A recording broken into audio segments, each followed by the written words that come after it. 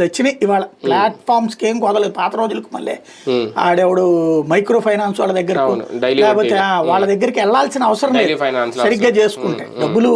అయితే అలా కాకుండా వాళ్ళ కుటుంబానికి చదువుల దగ్గర నుంచి అన్ని చూసుకోవాలంటే ఎవడు చూసుకుంటాడు? ఎందుకు చూసుకుంటాడు?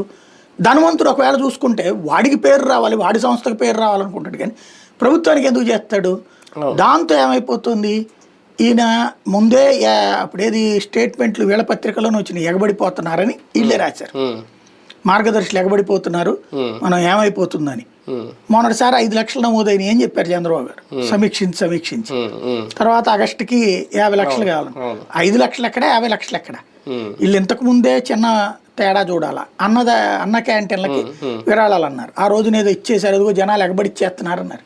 ఇప్పుడు ఎంతమందికి ఇస్తున్నారు, ఎన్ని రోజులు ఇస్తున్నారు?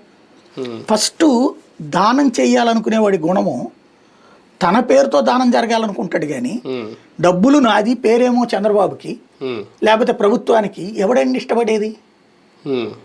కార్పొరేట్ సోషల్ రెస్పాన్సిబిలిటీ కింద ఇండస్ట్రీస్ వాడు ఇచ్చాడంటే ఆడు ఎట్టాగ లెక్కలో చూపెట్టుకోవడానికి, ఇన్కమ్ ట్యాక్స్లో చూపెట్టుకోవడానికి ఒక బిల్లు కోసం చేస్తాడు సిఎస్ఆర్ కింద.